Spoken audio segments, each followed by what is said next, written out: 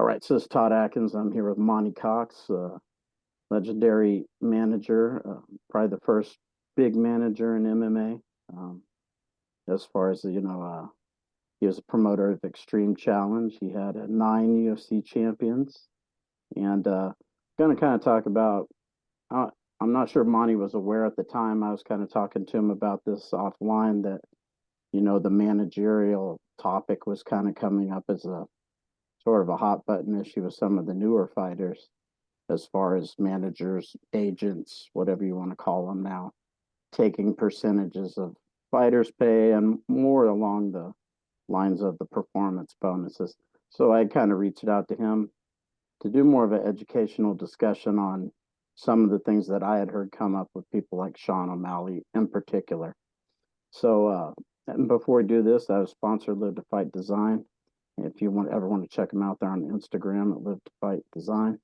And if you want to order a fight banner or a gym banner, if you use my name, Todd Atkins, you can get $20 off of one. And Monty, for If you don't use your name, you get $30 off.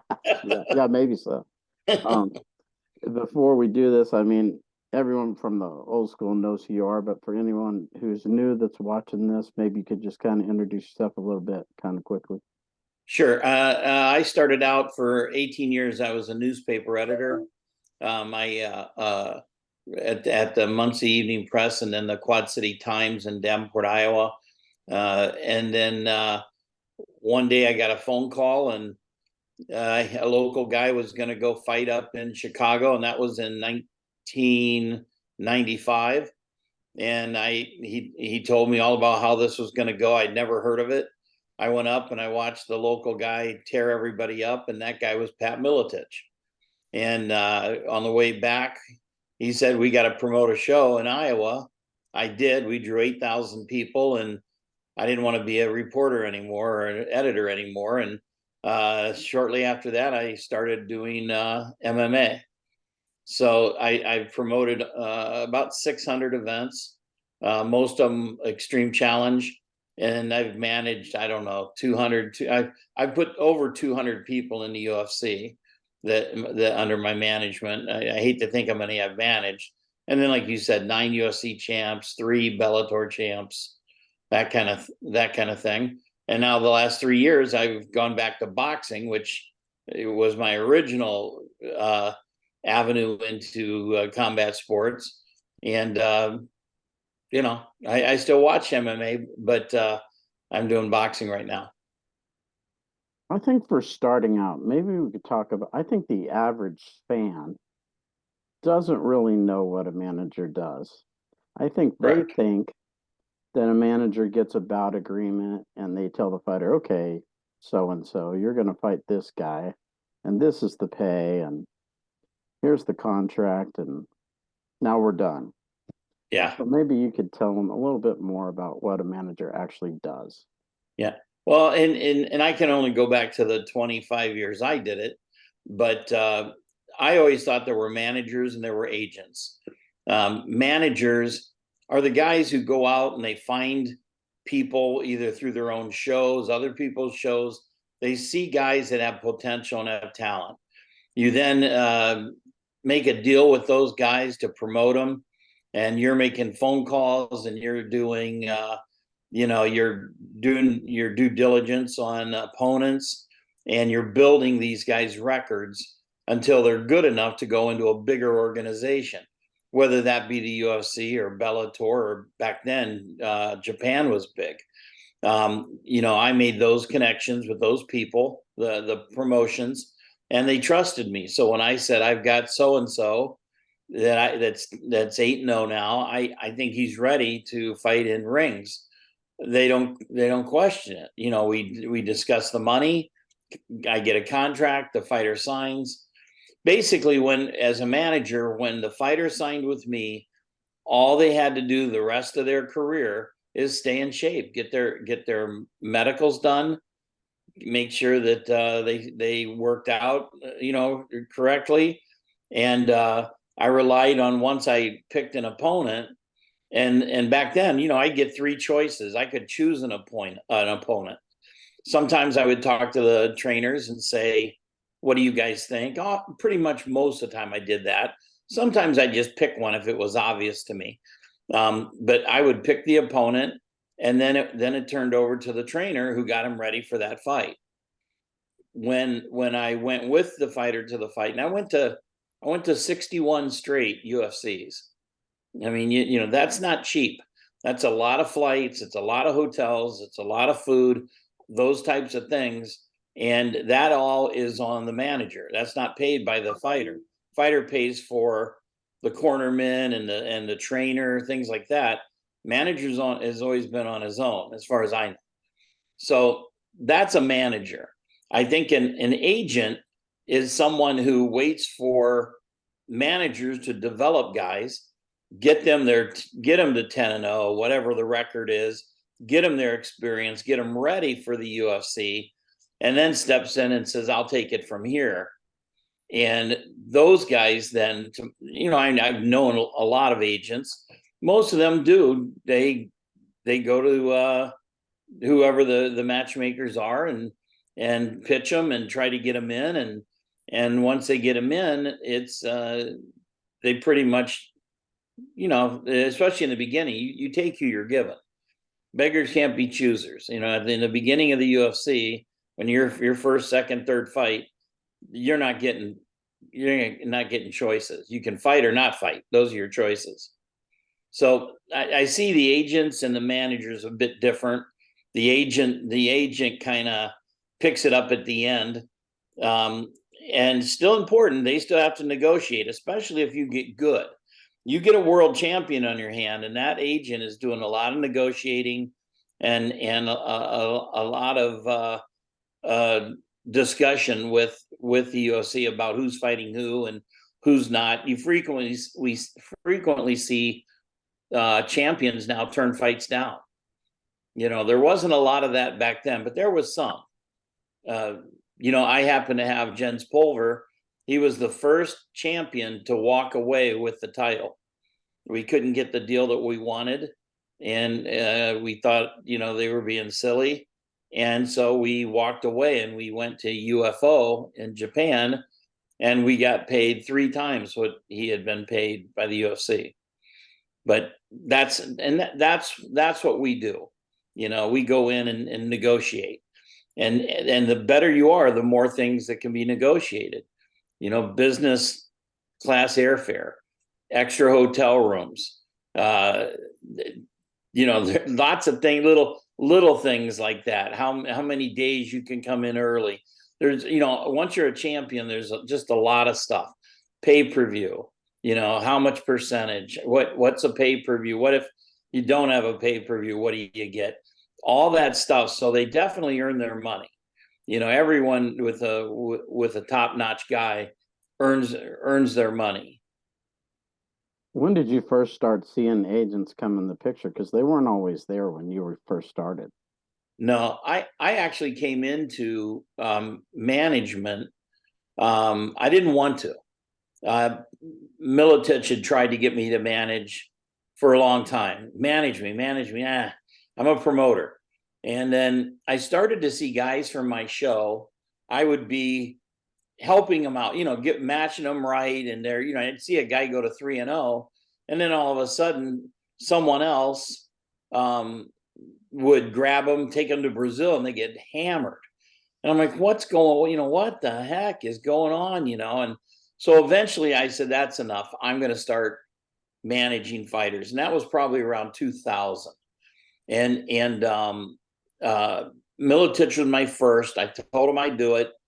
And he and I had flown down to Atlanta and driven over to Birmingham to watch the Ultimate, the one where Tank Abbott put Nelmark on the side of the cage and stuck him there. And while we were sitting in the stands, I told him, I go, one day, I will get you in this UFC. And at that time, there was no one but heavyweights. And he goes, yep, because you'll get me in and you'll promote it. And I go, well, whatever, but we'll do it. Well, I can't remember exactly how many years, but I think maybe 4 years later, Pat was defending his title in Cedar Rapids, and I was the local promoter. That was still with Marowitz, and he had me get the hotel deal and the venue deal, all that kind of stuff. And I had 7 guys in that show fighting. But so it actually came true. Of all things, we're just sitting there talking.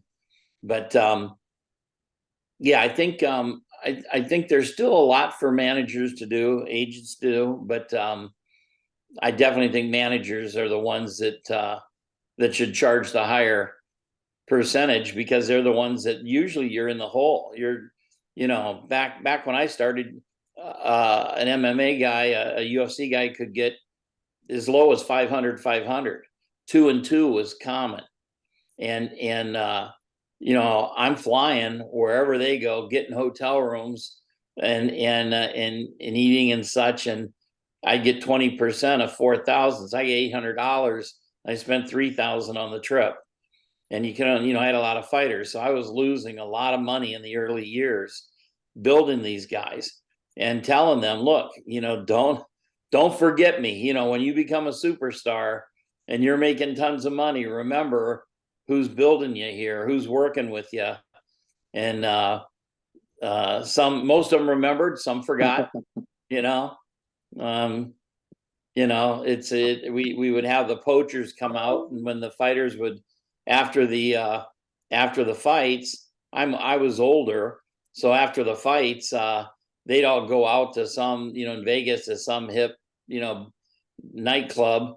I'm not going to that, but all the little vultures are, and they start talking, oh, Monty's got too many guys, you'd be our number one guy, and stuff. And sometimes it worked. I mean, only a couple, but definitely those are agents in my mind. But when did you see agents come in the picture? Because they weren't there in the UFC when you first got there. No, no. Well, there was Phyllis Lee was there. She had Severn. Mhm. She was the only real one. And there was one other guy who was a lawyer, who had some guys. Those were the only ones I knew.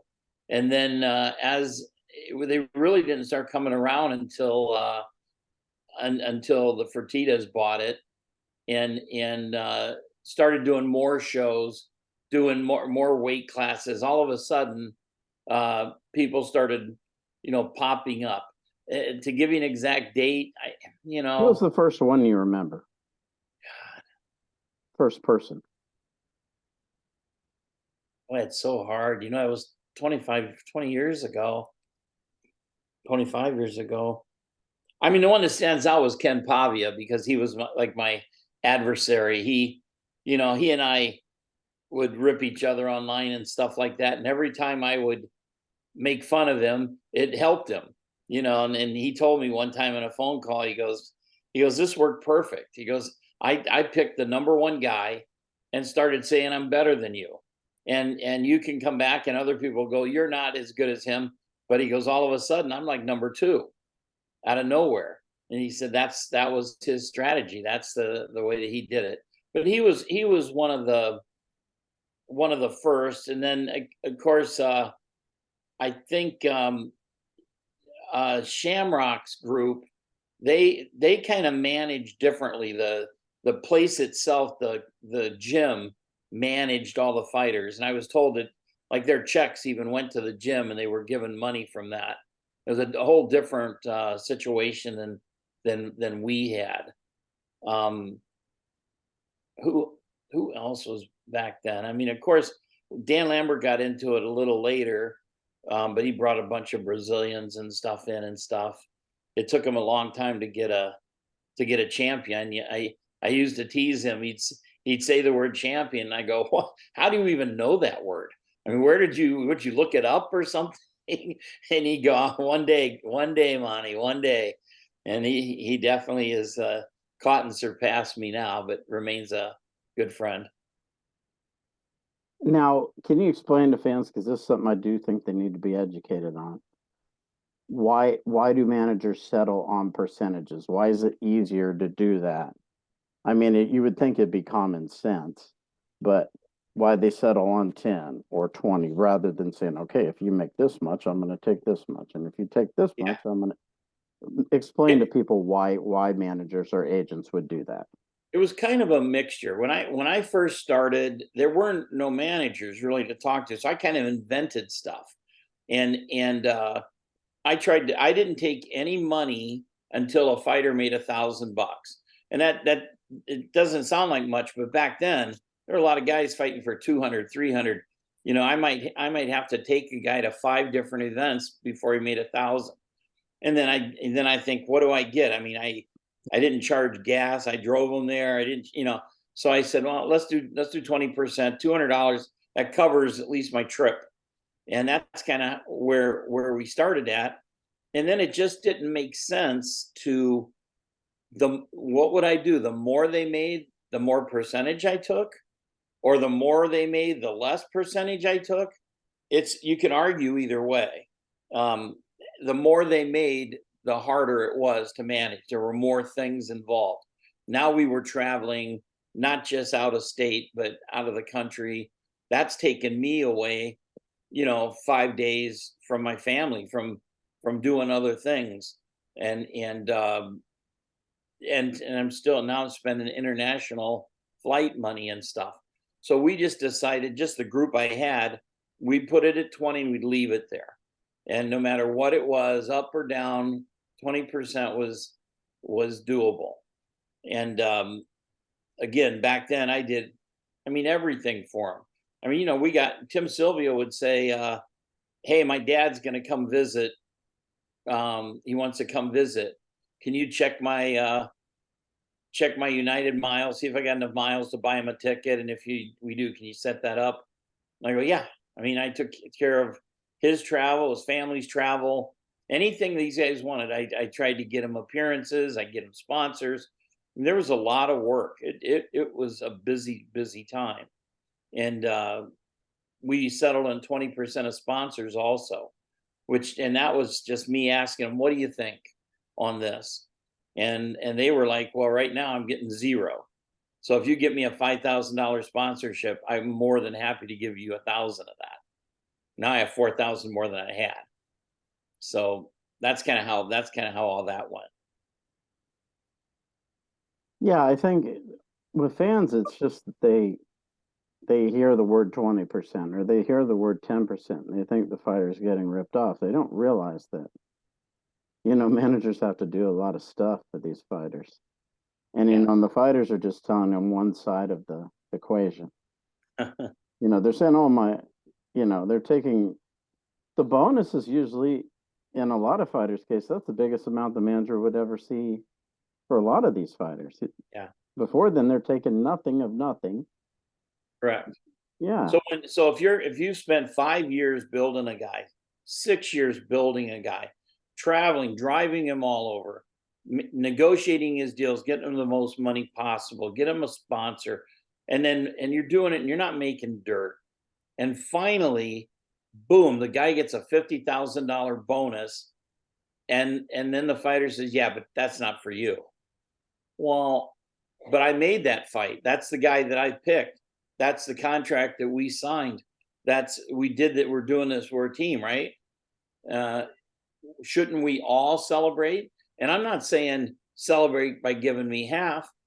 Just if you made 50,000, give me 10. You still got 40,000. You have any deal I've ever made, I'll take 80% of the deal. You're not going to find one I won't take at 80%. It's the same thing I give to fighters when they're fighting for me in boxing. On their ticket sales, I give them 20%. That's a great deal. I get 80% and they get extra money. So I just don't see the problem with it, other than when money gets involved, you get a little greedy. The first time, Rich Franklin used to say, Rich would say, and he was one of my most loyal guys. He would say, someday I hope I'm writing you a check for 200,000, because that means I made $1 million. Well, when that actually happened, he goes, it's a lot harder to write the $200,000 check than I thought it would be. He goes, Yeah. I'm doing it, but it's a lot harder. And so what he tried to do is keep it out of his bank account. He would settle everything first, and then put what his share in the bank, because it was a lot harder for him to take money out of the bank that he just fought for. Yeah, and you had that with a couple other guys, once they made. Yeah, I there was a time I had quite a few guys that were in there, and the ones that at one time I had 4 of the 5 champs. I had Sylvia at heavyweight, Franklin at 85, um, Hughes at 70, and Shirk at 55. So I mean, I was doing pretty well. Now those were good days. And at the same time, I think that was right before I took over M1 Global and Fedor and stuff from Russia, and that was a big deal, for us. And I think that's probably honestly why the UFC has all their kind of the agent system that they have now, because you Yeah, had those 5 champions at one time. yeah. I mean, I think it was one of those. There's no union, and they were still able to manipulate you. You never knew with the UFC what they were making. They never disclose anything. You don't know what the sponsors were. You don't know. You didn't know really anything. So it was difficult to go in and negotiate to try to think how high what's the most I can get for this guy. And we've, like I said, sometimes they dug their heels in, and like Jens, we had to leave.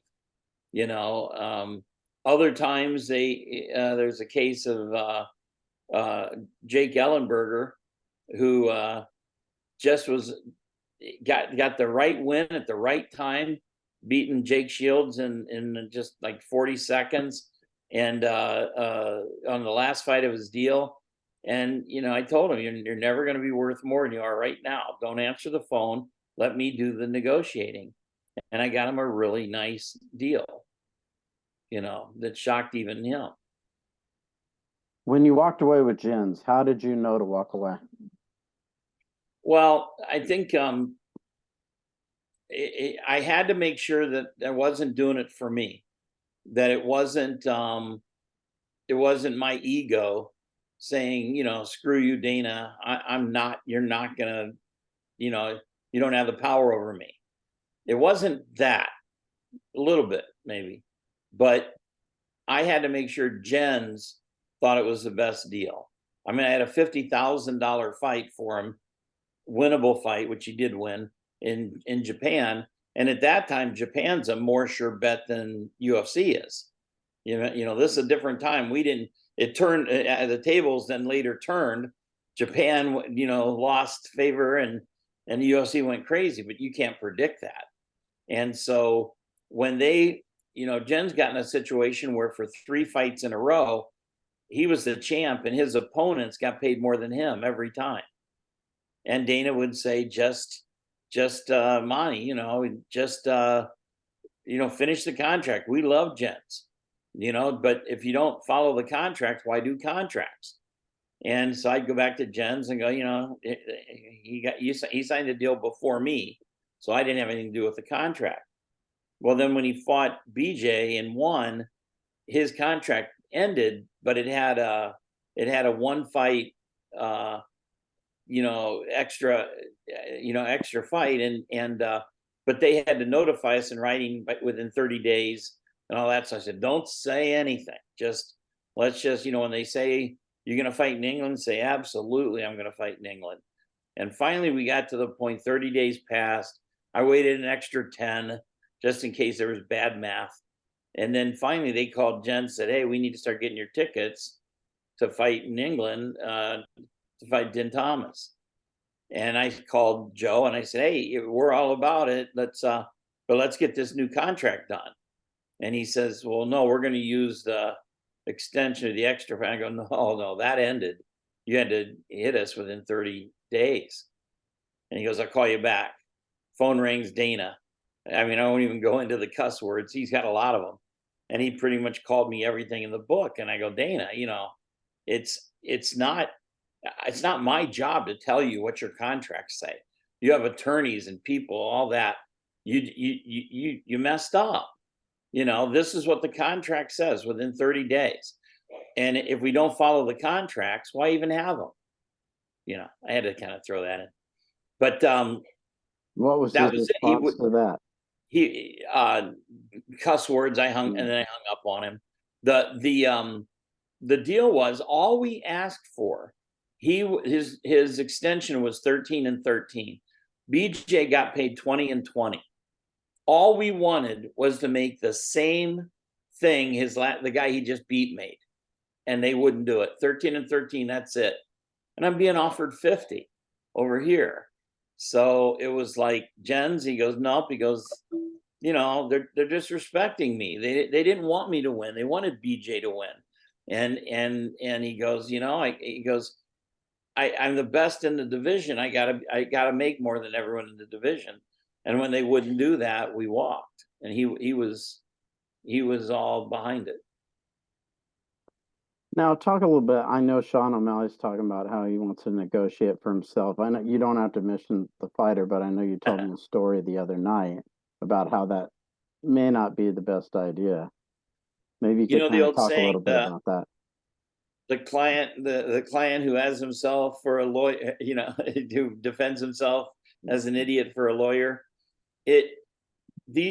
Unless, I will say, I think there are a few people that have done well at negotiating for themselves, but it's pretty intimidating to go to a room and sit there back then with Dana, the Fertittas, and 3 or 4 attorneys, and you're gonna debate them and argue with them.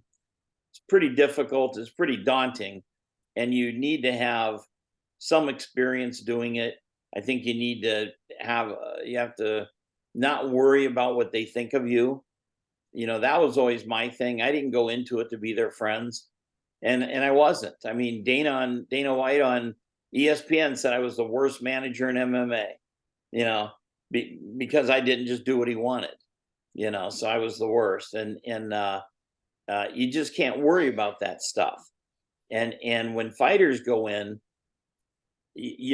I could go in for Jens and or anybody, or Franklin, and argue and be an ass, and I need this. And when I leave, they think I'm an a-hole, but they're still good with Franklin because he didn't do it. Even if he told me what to say. Well, that's part of it. When you go in and negotiate for yourself, and you are fighting for yourself and battling, you're the a-hole. And they're not going to forget it. They're not going to forget it when you walk out the room, even if you got, what you wanted. But there's also, how do you know what to ask for? If you've never negotiated a fight as a champion, how do you know? How do you know to ask for better plane tickets? How do you know to ask for better hotel rooms? How do you know any of this stuff? How do you know how many extra comp tickets you get? All those things. When you go in there like that, and we had a fighter that I mentioned, we talked last night, that came out of there, thought he did great, and he didn't. He ended up with a 9-fight deal, and he ended up with not asking for flights or extra tickets or hotels, or he didn't ask. He didn't know what to ask for, and they got him. They got him pretty good. So I think it's smart. Why do all the baseball players have agents? Why does every pro sport have an agent? There's a reason for it. Those are people that are either have the experience or the training to do the right thing and negotiate for you. Right, and that's the other thing. Like it's not like MMA managers are getting a cut of an NBA player or a Major League Baseball player or NFL players, contract where it's massive. It's not like that. So for them to take 10% or 20% is not unreasonable. Yeah. A baseball manager gets what, 4%? Yeah. But the Japanese player just signed for 700 million. I mean, 4% of 700 million turns out pretty good.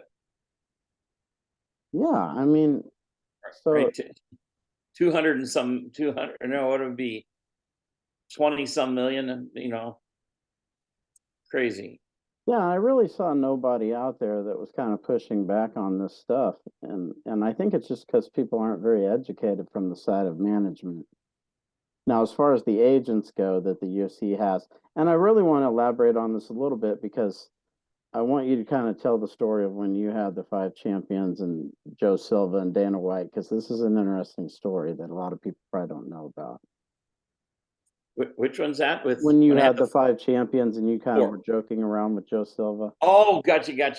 Well, no, it wasn't champions. What happened was we were in Cedar Rapids, and I had 7 out of 8. I had 7 guys in 8 bouts, and Joe Silva said to me, this was when the Fertitas and Nevada Commission came to take a look at the sport, and Joe said, "Son, Joe and I got along great. He's a wonderful guy, and but we would tease and stuff, and he'd say, I'm."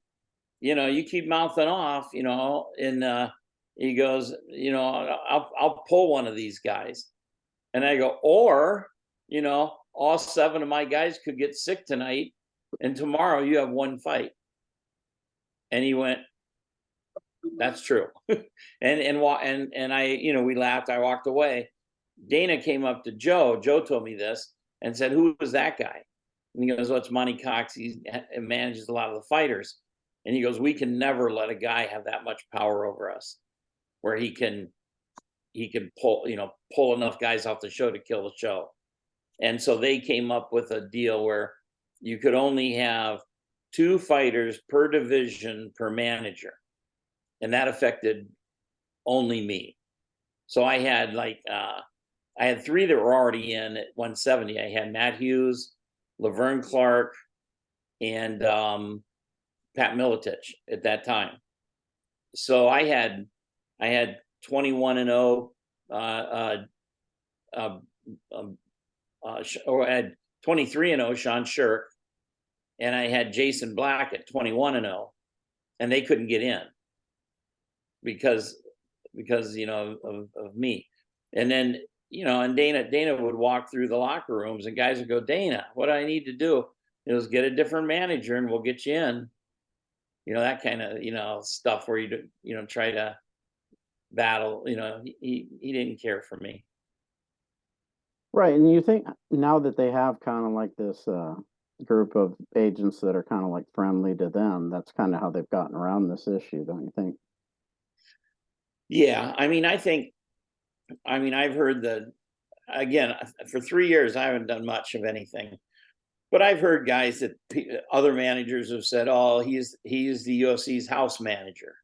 He's the hometown manager. He puts his guys in cheap, bottom. They'll fight anybody. They just want to get them in. They're not there fighting for the guy. And for some fighters that might work. If you're a badass, if I have Matt Hughes, and they're going to throw him against anyone, I'm like, yeah, we can do that, and we'll earn our own way. But for guys who are on the fence and borderline, man, they get whacked. So there again, I didn't care about making the UFC happy. That wasn't my goal. If I could get along, I mean, if Joe Silva came to me and said, look, I need this guy, I can pay 16 and 16. If I thought that was a fair deal, I'd say, yes, I'll take it. I wasn't going to fight him. Some managers think you got to fight him, got to get an extra grand out of them or something like that. And those guys, Joe's calling in with the same fight for 12 and 12, figuring you're going to try to bump them up and you settle on 14. And in reality, you cost your fighter $4 grand. But, he and I knew we didn't have that start high or low. We had numbers that we thought were accurate. I mean, Joe was the best. He had a conscience. He understood that what these guys were going through, and if he could get them a little more money because they deserved it, or if they were easy to deal with, he would give a little more money. The guys that come in and don't get their meds done on time, can't seem to show up for press conferences, things like that. I mean, they have a much harder way to go because they don't want them there. Have you talked to him at all since he left the UFC? Yeah, but only once. He kind of, I wanted him for my book. I wanted to put stuff in, and I had quotes from him that we had done in other stories, so I still had some stuff. But I would have loved to talk to him for the book, but he really wants to put that life behind him, I think, and just do what he's doing with his family. And Why, more power to him. He deserves it. why do you think he does? Why does he deserve it? No, why do you think he wanted to fall off the face of the earth like he has? Oh, I think he got tired of the. Can you imagine the battles, the people who, I mean, the complaints, the arguments. I mean, that guy had a job. Then he had people don't realize it wasn't like someone would send in. Here's my fight card. Here's the 8 fights I would do. Beat this. Well, and he could go, well, those two won't fight each other because they're both Brazilian. This guy's on the last fight of his contract, so I have to put him in next month. I don't have a choice, or else we got to pay him for nothing. This guy's got more time. Can't use him yet, and there's so many things that go into it, and he had to balance that for 300 some guys. He had to know when everyone's contract was coming to an end. Can you imagine? I mean, Now I used to tease him. I'd say, "You may be the best matchmaker, but it's easier when you can throw money at it. If you want to fight, you can pay enough to get that fight. I got to make that same fight for 500 and 500. So try, do my job with no money, and I'll do your job with all the headaches, but all the money in the world." I've always thought maybe they saw the writing on the wall, like Lorenzo and Joe saw this lawsuit coming and maybe they got out. Yeah, I mean, if not, it's a nice coincidence for them, but but they knew. Well, they knew it was there. They Right. just didn't know how long it would take and all that. And I still don't know what all the stuff that's coming out is kind of disheartening. Some of the quotes about them laughing back and forth and making fun of the fighters and stuff. It's kind of disheartening. They pitch all the time. We're a family. We're together. And then that behind your back they were saying all that stuff. I guess it doesn't shock me, but it's just disheartening. Yeah, it seemed like they didn't want to be on the tracks, but Dana for some reason did, Yeah, yeah, which in hindsight might not be a good idea, but we'll see. yeah. But yeah, I mean, I really appreciate you taking time to educate people because I thought it was real important because there doesn't seem to be any education coming from the other side of the story. Yeah, Or even from the fighter side, really. It's just fighters saying, manager shouldn't be able to take 20% of my performance bonus, and that's all there is to it. and end of story. And the fans say, yeah, you're right. And that's it. What Yeah. else? There's no discussion of, anything. I would say the 200 guys or more I put in the UFC, 100 of them would have never gotten there without me. They wouldn't have, because they didn't have there was no money in this. So anyone that was doing it for money back then had to have a job somewhere else, and if they traveled, it was very difficult to work them in, get fights. We worked 3-4 years. I'm putting them in fights. I put them in my own fights to build them, but now I'm paying them. Someone's got to pay them, so now I'm paying every time they fight. If you're Tim from Maine, you're not going to sell many tickets in Bettendorf, so I'd still put him on and pay him and pay his opponent, and he'd get a win, but that cost me money. So a manager and like I was, we were paying from the get-go, spending money on these guys, crossing our fingers that maybe someday these guys will be good enough to get in the UFC.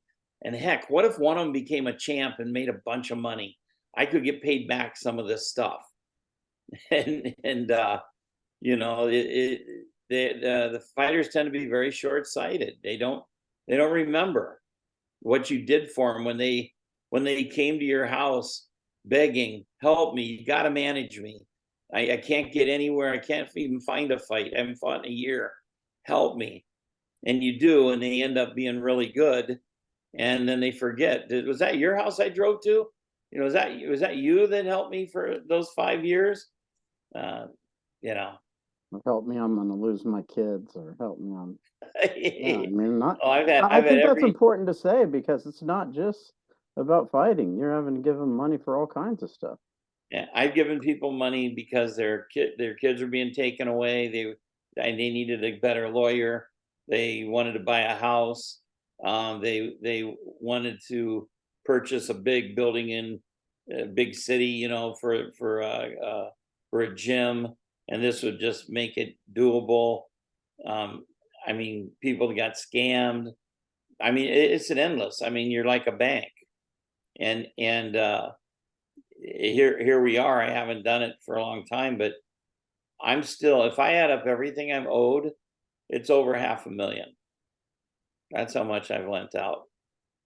Yeah, and the second they get a decent check, they forget. They don't. And the I, fans don't understand that stuff. I've had guys owe me 10,000 and make 250,000, but don't have it. They can't get me this time. Got to get me next time. Hmm.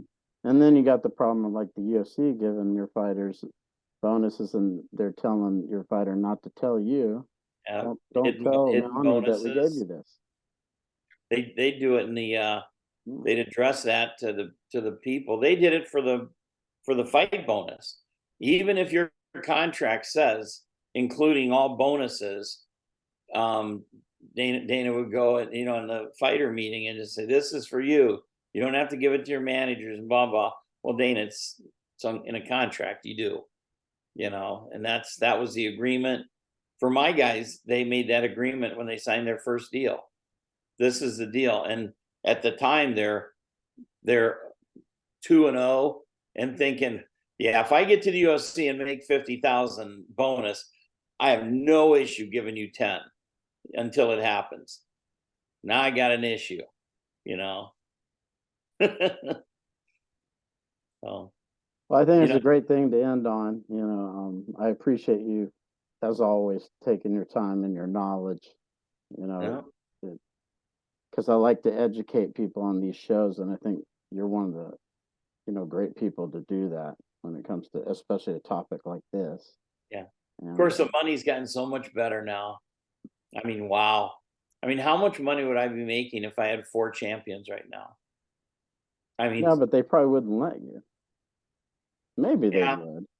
yeah. Well, I don't know. I don't know if you got the if you have the right people, you know. But I gotta say, you know, what a ride from when it was almost, you know, not non-existent anymore to where it is now.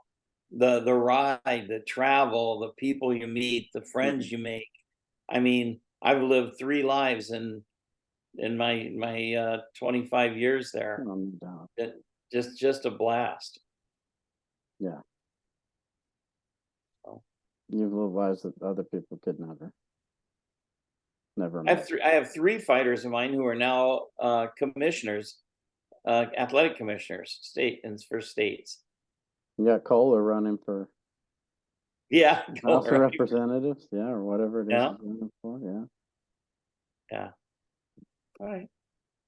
Well, I appreciate it. Yeah, I Thanks for. appreciate it greatly, and appreciate your time. And as always, anybody listening to this, check out Monty. Monty, maybe talk about your book a little bit before we go, Yeah, where people yeah. can find it. I took me 3.5 years. I wrote it. It's called The Full Monty. It's on Amazon, and if you you get a hold of me and order through me, I sign it for you. But it's 400 pages. I mean, it's a real book, not like written in crayon or nothing. I was a newspaper editor for 18 years, so I wrote it and edited and stuff. Keith Mills, the photographer, paired with me on this, and he put 290 photos in it.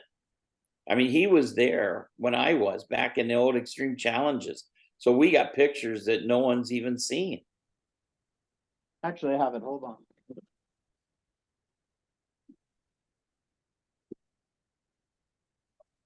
Hold it up here. Oh, okay. Yeah, so this is it. Let's see if I can get the, let me see if I can get it up here. Yeah, my background's kind of making it difficult to see it, but Put it on your chest. maybe. Yeah. There you go. Yeah, so this is the cover. That was smart. Full Monty. This is his book. I've read it. And I'll Did put you read in the the whole show thing? notes. Yes. Nice. And he's got collections of stories in here. And I'll put in the show notes where you can get it in Amazon. And Yeah, just an Amazon. Yeah, and there's 140 stories. mhm. And then I did chapters on my biggest fighters. So instead of just reading about what's happening, what was going on back then, I'd throw in Matt Hughes and his whole story, how we met, how everything worked, and then Jeremy Horn and such. So what was your favorite chapter, if you don't mind me asking? uh probably some of the Hawaii stuff, maybe. Some Yeah, some stuff about TJ. if you were there. Because I could relate to it, I guess. You know. I mean, And some of the stuff about like Robbie Lawler and some of the stuff that went down there because it's like you kind of build them up. You had this closeness with those guys like Robbie and Jens. yeah, Jens, it worked out, but Robbie, it didn't. no, And it's kind of disappointing to see that, but yeah. I mean, that's kind of what we're talking about here. yeah, it was, and when I started, I just did a handshake. I didn't do any contracts. I didn't want to manage someone who didn't want me to manage them. So back then, if you said, yeah, I'm going to get someone else, okay, and that worked until the money started getting better. And now I'd build a guy to 10-0, get him into the UFC, and then they'd say, yeah, I talked to someone else. I'm going to let manage me, and when I can't keep doing this, so we started ending contracts. I wonder if he looked back on it today and regret it. I don't know. He's not welcome to come over and talk about it. Yeah. That's There's no forgiving that. For me, no forgiveness there. But it's just something I wonder, because Yeah, when you have someone that you spent that much time with, and you go off, and you may have some short-term success or whatever. dude, we were best friends. Yeah, that's what I mean. I mean, we went out together 3 nights a week. He'd call me at midnight to get wings. He'd say, "Hey, let's go to the movies." My kids made fun of me having a man crush and stuff. So when you're that close to Yeah. someone, you don't expect the a tu brute. Yeah, You know? you may think that the short-term success is going to be, or whatever's ahead is going to be great, but you can't replace that. Now, as I'm 63 years old now, and I'll tell you, it's good friends, solid friends that you can tell anything and trust. Mhm. They're hard to come by. Right. They're hard to come by, and for me to, anytime I get in a situation with someone like that, say Franklin and I got into a big argument or something, I'll give in. Just I would never ruin that relationship over money or Right. something like that. It would have to be something horrible. Right. Like he says he's better at basketball than me. I mean, I'm not going to put up with that garbage. Right. I'm from Indiana, damn it. Yeah. Yeah, but it's kind of like it was just disappointing to read, because you guys are Yeah. really close and Well, and the thing with writing that was I knew I'm never going to win a court of public opinion against Robbie. right. People love the It's guy. popular. Yeah. They love him. Mhm. And I'm a manager. I probably took advantage of it. But so I just tried to lay the facts out and people can decide for themselves. I didn't say this is bad. He shouldn't have done this. I'll let you decide. Was that the way? Was that Right. what I deserved? Yeah. So. All right, man. I'm gonna go watch some TV. Yeah, I appreciate it. It's a great talking to you. All right, man. I'll talk to you later. Take care. Bye bye.